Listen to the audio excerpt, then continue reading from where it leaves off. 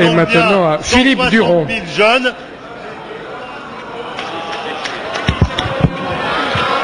Monsieur Duron, vous avez la parole. Monsieur le Président, ma question s'adresse à Monsieur Estrosi, ministre de l'Industrie.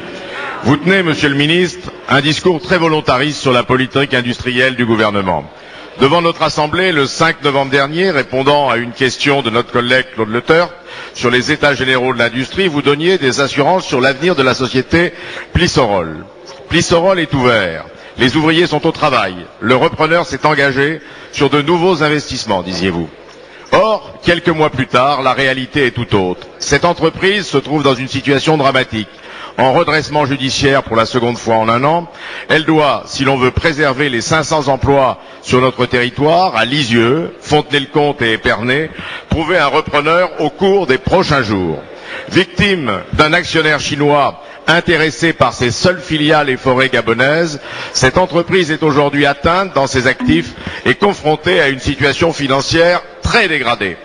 Dans cette affaire, qui concerne 3 régions, la Basse-Normandie, les Pays de Loire, la Champagne-Ardenne, les collectivités territoriales ont depuis 2008 affirmé leur disponibilité pour contribuer au redressement de l'entreprise. Pour autant, l'actionnaire chinois a refusé tout concours public. Aujourd'hui, dans l'impasse dans laquelle se trouve cette entreprise, seul l'État est en capacité de contribuer à une solution en recherchant un partenaire industriel qui s'appuie sur les sites français et également des partenaires financiers dans la filière bois. Au nom des salariés qui se sentent abandonnés et des élus en attente d'un État plus présent, je souhaiterais, Monsieur le Ministre, que dans cette période où va se jouer le sort de Plissorol, vous puissiez, au-delà des déclarations d'intention volontariste, vous engager devant la représentation nationale à rechercher une solution qui préserve l'activité et les emplois industriels dans des territoires déjà fortement touchés par la désindustrialisation. Monsieur le ministre de l'Industrie, vous avez la parole. Monsieur le député Philippe Duron, oui, 437 emplois à Lisieux, Épernay, Fontenay-le-Comte où je me suis rendu personnellement, 350 au Gabon. Le repreneur chinois, c'est pas le gouvernement, c'est le tribunal de commerce qui lui a accordé la reprise de cette entreprise. Et nous nous sommes battus pour obtenir des délais de paiement auprès de l'URSSAF. Et nous nous sommes battus pour qu'il n'y ait pas de coupure de courant de la part d'EDF.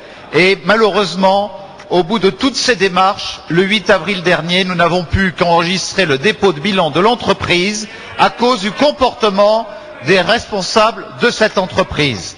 Alors bien évidemment, aujourd'hui, nous mobilisons toute notre énergie pour rechercher un nouveau repreneur et je recevrai les dirigeants, vous-même et les élus, après la date de dépôt des nouveaux dossiers qui sera fixée dans les semaines qui viennent. En même temps, je veux vous le dire, je serai attentif à ce qu'il n'y ait aucune cession de la filiale au Gabon et j'ai demandé à notre ambassadeur au Gabon de rencontrer le président Ali Bongo pour que nous y soyons particulièrement attentifs.